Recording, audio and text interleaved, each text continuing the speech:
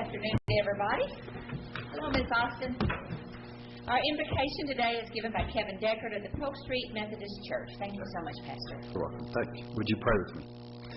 Most gracious and loving God, we thank you for this day that you've made and for the needed rain that you're sending to our area. We thank you for our community and the many ways the people of Amarillo reach out to those in need. Lord, we thank you for our elected leaders, especially those representing and leading our city government. We pray for your wisdom and insight to direct all those who are making decisions today. Thank you for your care and concern for every detail of our lives, both public and private. We pray for the city of Amarillo to be a haven of blessing and a place of peace for all who live here and for those who are our guests. We thank you for your constant provision and your attention to each and every need that we bring before you. Lord, I also want to pray today for the protection of our law enforcement officers and for our firefighters as they seek to make Amarillo a safe place to live. Watch over each of us and help us to love one another even as you have loved us through your Son, Jesus. We pray this in his name. Amen.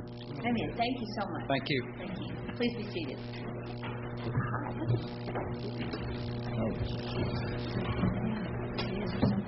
Good afternoon. Hi.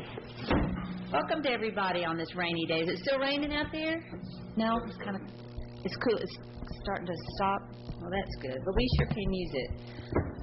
Glad to have everybody here today. We'll go ahead and start on our agenda. The first item are the minutes. Any comments from the audience or the commission on the minutes? Okay, do I have a motion? Mayor, move for approval of the minutes as presented. Second. Moved and seconded. All in favor, say aye. Aye. Any opposed? Motion passes by a 5-0 vote. Francis, can I ask you a quick question? What channel are we on now? 95? Let's see. Okay. I guess if they're watching, they know. If they're not watching, they won't know. So I guess we'll have to get that out. Mayor, we think at this end of the dais it may be channel 65. 65? Yeah, I was going to say, I don't have a 95. 65? Okay. Sorry to put you on. I don't have a 65. 65. If you're not watching, channel 65. Where you need to tune in. Okay. I think that needs to be in the weekly TV guide that the Emerald Globe News puts out. Oh, well. Yeah, I think it's a good idea. We just promote it. Okay, the next item is Ordinance 7233. This is the first reading of an ordinance adopting the 2010 budget and 5-year service plan, along with establishing and levying an annual property assessment for the Greenways Public Improvement District, or PID.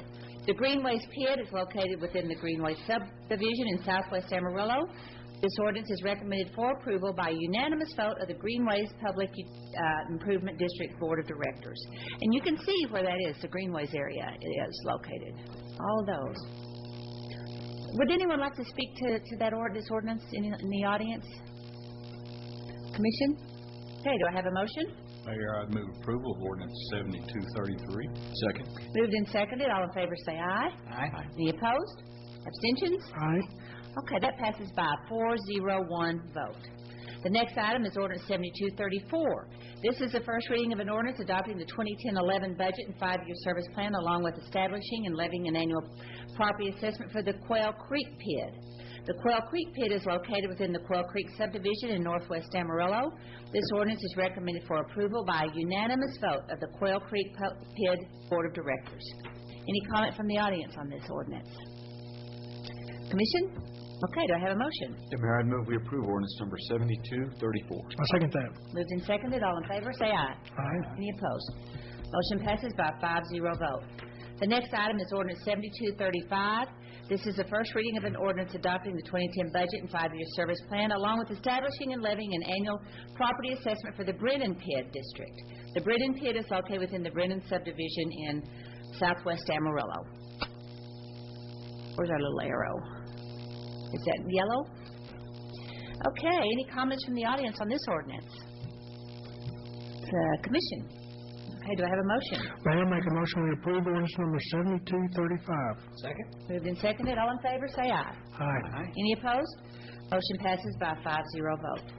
The next item is Ordinance 7229. This is the second and final reading of an ordinance approving revised tariffs for the sale of natural gas in Amarillo by the Atmos Energy Company. We had our first reading last week on this. Are there any questions or comments from the audience on this Atmos tariff? From the commission. Okay, do I have a motion? Mayor, I would move for approval of ordinance number 7229. Second. Moved and seconded. All in favor say aye. Aye. Any opposed? That motion passes by a 5-0 vote. The next item is ordinance 7230. This is the second and final reading of an ordinance adopting the 2010-11 budget and 5-year service plan, along with establishing and levying an annual property assessment for the Colonies Pit.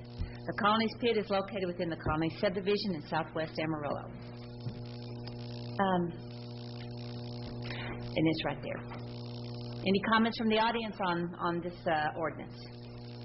Y'all must be, you're Atmos folks. I can't even recognize you out there. I don't see people out in the audience.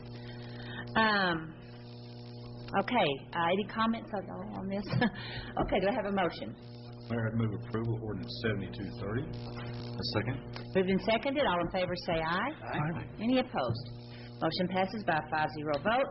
We have another PID, Ordinance 7231, second and final of an ordinance adopting the 2010-11 budget and 5-year service plan, along with establishing and levying an annual property assessment for the Point West PID. The Point West PID is located adjacent to the Amarillo Medical Center in West Amarillo. Right there. Any comments from the audience on this ordinance? Commission? Okay, do I have a motion? Mayor, make a motion we approve ordinance number 7231. Second. Moved and seconded. All in favor say aye. Aye. Any opposed? Motion passed by a 5-0 vote. The next item is Ordinance 7232. This is the second and final reading of an ordinance adopting the 2010-11 budget and 5-year service plan, along with establishing and levying an annual property assessment for the Tutbury Pit. The Tutbury Pit is located within the Tutbury subdivision of southwest Amarillo. Any comments on this ordinance from the audience or commission? Okay, if not, do I have a motion? Mayor, I move for approval of ordinance 7232. Second. Moved and seconded. All in favor say aye. Aye. Any opposed? Okay, motion passes. Did you say aye, Mr. Yes, I did. Mayor? Okay, passes by a 5-0 vote. The next item is consideration of a board appointment. An appointment is needed for the following board: the Canadian River Municipal Water Authority Board of Directors. Do I have any nominations from the commission? Mayor, I move to approve William Oliver, reappoint him. Second. Moved and seconded. All in favor say aye. Aye. Any opposed? Motion passes by a 5-0 vote. The next item is the consent agenda. It's recommended that the following items be approved and that the city manager be authorized to execute all documents necessary for each transaction. A is purchase computer hardware and licenses. B is lighting control system renovation contract. C is award fire station number 12 construction contract. D is approval of Phase 2 of Playa Lake number 13 City View Subdivision Drainage Improvement Project. E is approval airport flood event emergency repairs. And F is acceptance of the 2010-11 immunization grant. Okay, Chief, do you mind coming and telling the folks that are watching and those that are here about our new station, what we're voting on today? Matt, get ready. Hello. I'm Steve Ross, City of Amarillo Fire Chief. Fire Station 12 represents the third station that would be constructed with the 2007 Certificate of Obligation funds, and it, public safety is commensurate with time and distance from our customers, and being able to provide a fire station in South Amarillo will greatly enhance public safety and service in that area, and I think that this fire station will be the exact same design as Fire Station 8 that's currently located at First and Western. So Yeah, it's exciting. it is very, very, very exciting. Times have changed. That's good. Well, I think it's a very exciting time for the city to be able to provide that kind of an upgrade in infrastructure. So we're very, very appreciative, and we plan to provide a very high level of service in that portion of the city. Absolutely. Y'all do everywhere you go. Thank you so Thank you very much. Thank you so much, Chief. And then, Matt Richardson, if you don't mind coming up here talking about the immunization grant. That's very timely, isn't it? Afternoon. Hi. This is to accept our federal monies that are passed through to the state of Texas State Health Department, and These monies are used to do several things. We act as the coordinator for all of the vaccinations that happen in Amarillo. So we work with private providers to make sure they have adequate vaccine levels as best we can this time of year. And we perform daycare audits, making sure those children are caught up. We enter records into the national database for vaccines for children. There are a lot of different services we provide to the community in addition to our immunization clinic. As you can imagine, it's been a busy week.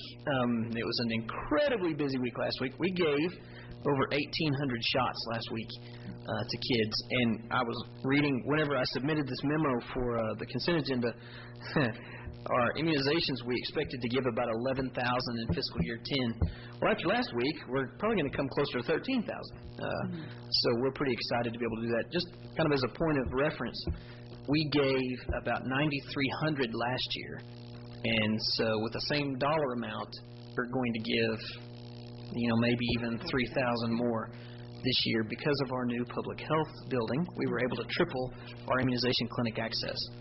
So the building has accomplished what it needed to accomplish. It gave us exam rooms. It gave us places for our nurses to work so that we could hold concurrent clinics with our STD clinic, our refugee clinic, and our TB clinic. So before, we'd have to shut the whole thing down and just do kids. Now we were able to do everything. So thank you for your prior investment and commitment to that building. And it's paying off, literally, today. Great. So you essentially give more shots than anybody else in town. That must make you very popular with the young people in the city.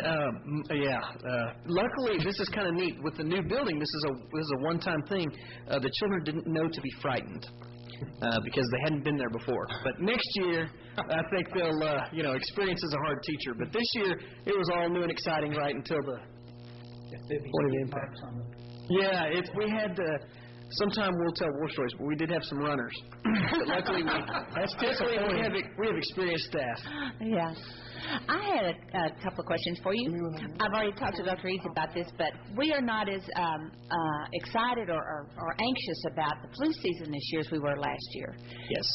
And do we anticipate being hyped up as much as we were last year for a swine strain?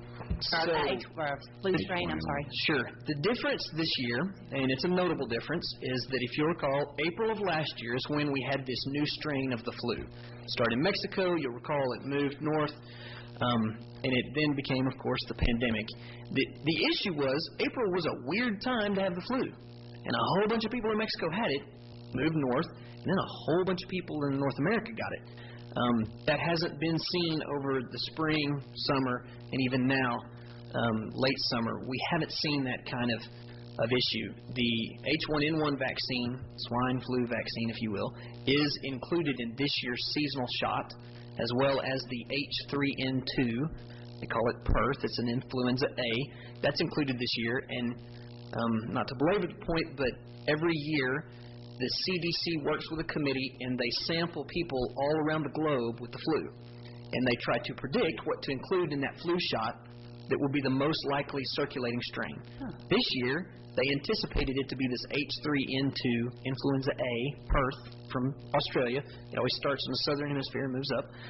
So it's the strain that they included, and sure enough, this summer they've seen in military outposts and they've seen other outlying communities come up with this influenza A. Meaning, long story longer, I saw him cover his cough. That's good. Meaning that we expect the vaccine to be very accurate this year. It includes the swine flu, and it includes the most likely circulating strain. So we think it's going to be a good match for the disease this year, good match with the vaccine. That's a lot of information. Will they have plenty of shots available? That's a great question. They're going to make roughly what they made last year of the seasonal flu. It kind of depends on demand. I think it's always my suggestion, which the federal government doesn't necessarily take my suggestion, but my suggestion is always to advertise a shortage so that you can build up interest. When there's plenty, people don't seem to be interested. If there's whispers of a shortage, then there's a run. So I think there's going to be adequate vaccine, but it's just hard to tell about the demand. That varies from year to year. Any other questions? Great. Okay, thank you so much. Thank you. Appreciate it. Are there any other consent agenda items that... Yes, Tyler? And if you don't mind just giving us your name and address, please. Tyler Morgan, 1320 South Fillmore. Item B, it says awarded to sole responsive bidder. Sorry. Yeah, sometimes we only have one bidder. How long do they have to bid on that? Mr. Atkinson? This bid would have been out for several weeks, Mayor. Our standard practice also, and this is not what happened in this case, but when we do hold a bid opening, if we only receive one bid for an item, we don't open it. We actually hold that back. We advertise 1 week extension in an attempt to get more. There were actually 2 bids received on this item.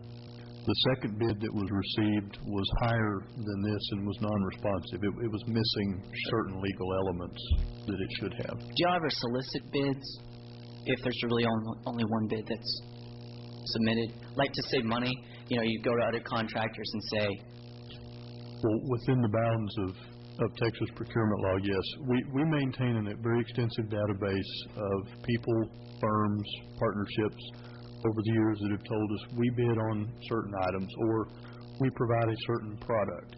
So when we put an item out, and if any item goes out is expected to cost us $25,000 or more, it has to go out as a sealed competitive bid. We advertise, of course, in the newspaper. We advertise on the internet. And the entirety of the database we have that contains people that have an interest in that particular item. And again, when it's time to open, if it comes back to us and there's only one, we will hold that for a minimum of 1 week in an attempt to go back through what's called the bidders list, those people that we know have plans for that item, and say, are you going to submit? Will you submit? We've extended bid opening one day, or 1 week, I apologize. After that period of time, we will stop and open it, and then that becomes the record. But okay. Yes, we do work on that quite a bit. Thank you. Good question, Tyler. Thank you. Any other questions or comments on the consent agenda? Okay.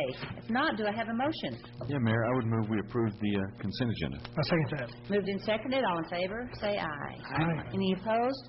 Motion passes by a 5-0 vote. Yeah. Okay, so I guess that brings us to the end of our meeting, but we always like to hear from citizens that would like to come before the City Commission and talk about any items that are not on today's agenda. And so the floor is open for those comments. Hi, Irma. That looks like you're getting up high. No. If you'll just give your name and address, please, ma'am. My name is Irma Eras, 1604 South Harrison, and that is in the Tier 1 section. I do not live in the east side of town. When I was 9 years old, my mother took us to live in Big Lake, Texas, but we had to live on the wrong side of the tracks, but we were not allowed to sit in the theater upstairs. We had to sit upstairs. We couldn't sit downstairs. And one day the manager grabbed me by the neck because I was sitting downstairs and wanted to throw me out of the theater. My 13-year-old sister said, no, we paid our money. Our money's as good as anybody's, so here we stay. And we stood there. We sat there with the manager standing over us, but we didn't move. My mother taught us that what makes us Americans is that we are as good as anybody and that we stand up when we believe that something is wrong and we hold on to our principle. When I came to Amarillo 23 years ago, a real estate company lady, the first thing she did was take us to the Mexican part of town to sell us a home there. I said, no, this is not the neighborhood I choose. I choose to live where I can afford and what I like in the house. I have my dreams and my goals. And we moved to the Hollywood edition, and now we live in the historical district because we love old houses. I come to tell you that what you're doing with this Tier 1 thing of bringing in the residents is not what the residents want. We've been speaking to our neighbors, to people on other streets besides just close to us. They don't want this, and we are grouping together to defeat this. Okay. We are again pleading with you to take the residents out of this Tier 1 plan that you have. I've also heard that you want to tear down some of the buildings downtown, and I was looking through a book about Amarillo postcards. Across from me, there in the historical district, sits what used to be a firehouse. It was a historically beautiful architectural building. Now it's a flat, modern building, completely out of touch with what the rest of the neighborhood is. And if you try to do that to the downtown area, it will be like taking a cowboy who wears a cowboy hat and putting a top hat on him like he was going to go to the opera, but he is still a cowboy underneath. The history of Amarillo is that we are a cow town. That's what made us. I'm not even from here. I've lived in San Francisco. I've lived in Virginia. I've lived in Washington State. I'm proud of the fact that Amarillo is known for its cattle right behind us. It's a big old steer. Mm-hmm. If you take what is the history of Amarillo and try to put all those new buildings and things that you want to create downtown, it's wrong. We're still a historical Amarillo. The smell of, every time it rains, we'll smell that Amarillo gold all over the city when the wind blows just right. I'm proud to say, it took me a long time to say Amarillo was my home. In the Navy, we didn't know where home was, wherever we hung our hat. Well, we've hung it here in Amarillo for 23 years. I care about Amarillo, what happens to it. And I do not want to see what I keep seeing about tearing down and putting all these other new things and trying to make Amarillo into something else. We're not Dallas, we're not San Antonio, we're Amarillo. We need to try. I'm not saying that we have to just stay put, but you know what? Right now, I am scared to death at the economy of the United States. And we feel pretty safe here in Amarillo. We don't see businesses and things closing, but our business has slowed down to where it seems like the brakes are on, and we can't seem to move that gear to change that. And I'm scared for my son's business. His business is going down, and a whole bunch of others now. And I'm starting to see the problems that are going to be coming to Amarillo. And you want to take our property taxes, you want to increase our sales tax by 2%, you want to do all these things to build a fancy downtown that nobody really wants. And right now, I'm worried about people's jobs. I'm worried about our economy. You've done a great job of keeping us, in the black. Mm-hmm. and keeping the prosperity. I'm proud of the work that you commissioners have done on that. But I'm also scared what's coming because I don't trust what's going to happen in the next 2 years. Okay. If we don't turn our economy around in 2 years, I'm scared it's what's going to happen not only to my family, but the families here in Amarillo and the businesses. And without our businesses, Amarillo cannot stand. And I ask you to please rethink. Again, especially putting the residents in, because we will defeat this. We are getting together, we are signing petitions, and we will be strong. And just remember, we put you guys in, we'll take you guys out. There's about 3 things I heard that was misinformation that you have. You talked about the station across the street from your house. I know exactly what that was many years ago that it was torn down and built, but if we don't save this thing, you can never bring them back. And that's exactly what will happen with what we're trying to do. That kind of thing will not happen again. And that's what we're trying to protect, is protect that integrity and that heritage that we have. That would not have happened if it were today. That station that is now building across the street, real estate business, I think is what it is, or something, would not happen today. Also, we're not here to tear down. We're here to keep what we have. I hope so. Absolutely. So that is incorrect. The 2%, wherever that came from, that is absolutely wrong. So there's a lot of information out there that you might want to talk to us about before you get. Yeah, because I have heard that this 2% tax was already a done deal. No, ma'am. And when our economy is as bad as it is, the last thing we need is to get taxed the more. I feel like we're a tube of toothpaste and we're being squeezed from the bottom, and when it gets to the top, there ain't going to be no more. I think my biggest frustration as mayor is people not having all the correct information. You said several things that were not correct in what you said, Irma, and I know you may believe that, but we'd love to talk to you about some of that because so many of those things that you said are not fact. So We'd love to visit. I would love to visit. I heard 3 or 4 right off the bat that were absolutely not true. So I don't know where that information comes from. In the newspaper, it said you were going to be building an aquatic center.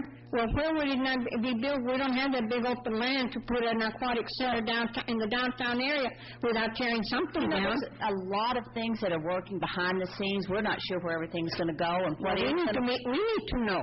Well, yeah, we need to know. We don't even know yet. So it's kind of like Pelosi saying, that we'll pass this bill and then we'll read it and find out what's in it. Well, we're not Pelosi. That's not what we're not going to do that. We don't want any Pelosi's and Harrys. We've got enough problems with them. You've lived here long enough to know us better than that. We don't do it that way here in Amarillo, Texas. Dr. Eads, you said you apologized because you kind of let us, didn't. I'm not exactly remember how, but you made an apology on the July 20th meeting that you apologized for not letting us. I apologize for allowing your neighborhood to deteriorate. Right. As you described, by letting that fire station be torn down. Well, I'd like to apologize for having been asleep at the wheel and not waking up to what's going on in my neighborhood. I was so intense on keeping up with the national news, I forgot to look under my nose and see what was happening in my neighborhood.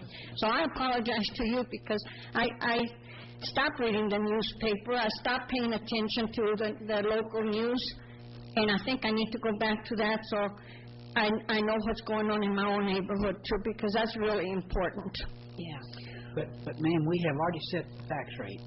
It will not go up 1 iota for your. Is that a promise? Ma'am, it's the law. I don't trust anybody. I want a promise. The vote was last. Promise.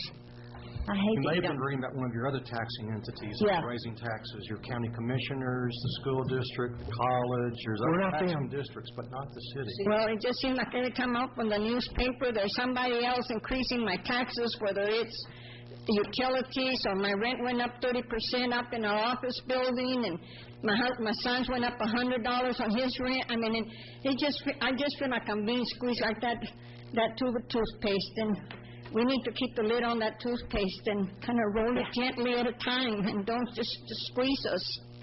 Well, and I ask you to keep in mind that the residents are an important part of the heritage of the downtown area, but not even a bunch of angry citizens that do not want to be pushed.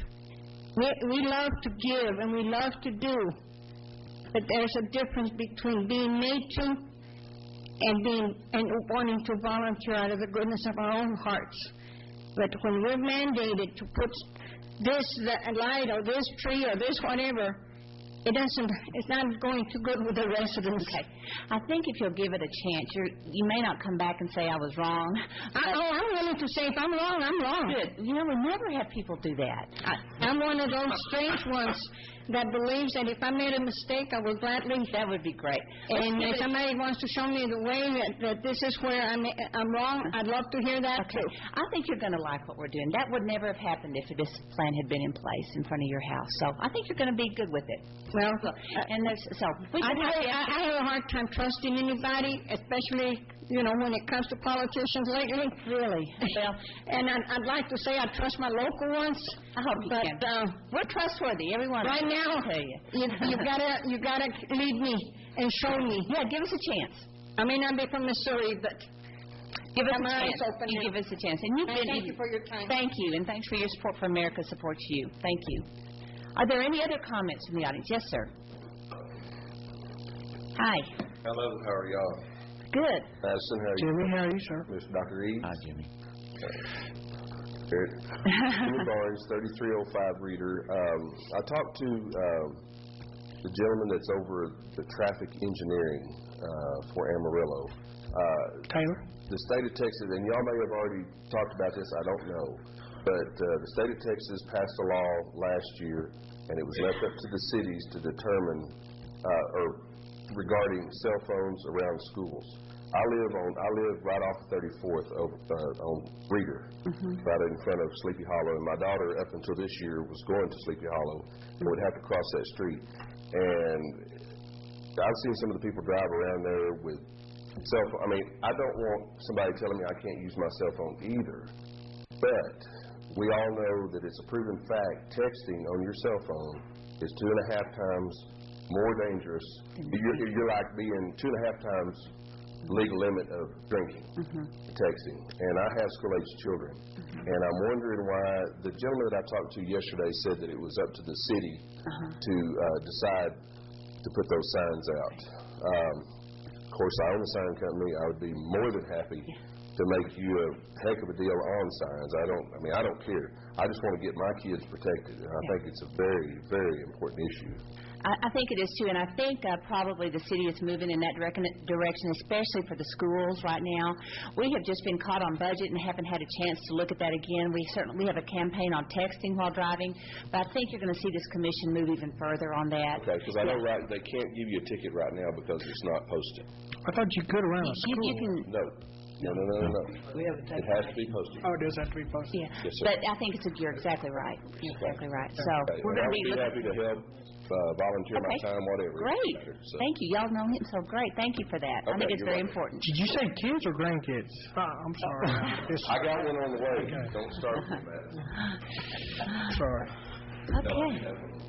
Good. Congratulations. Anyone else? Love to hear from you. If not, we appreciate it. Well, Mayor, if I may, we need to correct the record from the start of this meeting. Ms. Hibbs was correct. It is channel 95. Oh. Stepped out of the room and checked the monitor out here, and it is channel 90. Yay, Francis. So Okay. How can we get that word out? Kevin? That might be it. That's right. Don't argue with Francis. And the TV stations were here. Maybe they can help us promote another station. 65? No, 95. 95. So, yes, Tyler. Does the city have a Facebook? I don't know. I don't know anything about any of that stuff. No, we don't. I think the city should have a Facebook. You do? That'd be a good way to get I don't that think any of us know how to work it. We have a website. We have a website. Yeah, we do have a website, but that'd be I think fun. the environmental committee is working on that, if I recall. Thanks, Ty. Yeah, We're happy to take the lead on that for you, Mayor. Awesome. Mayor could have a blog. Yeah, I don't know how to do any of that. We're not Twitter, and I don't even know where I'm going. I don't know how to do that. But we appreciate everybody coming today. Irma, thank you for that, and we'd love to visit with you if you have any questions. So thank you all for coming, and this meeting stands adjourned.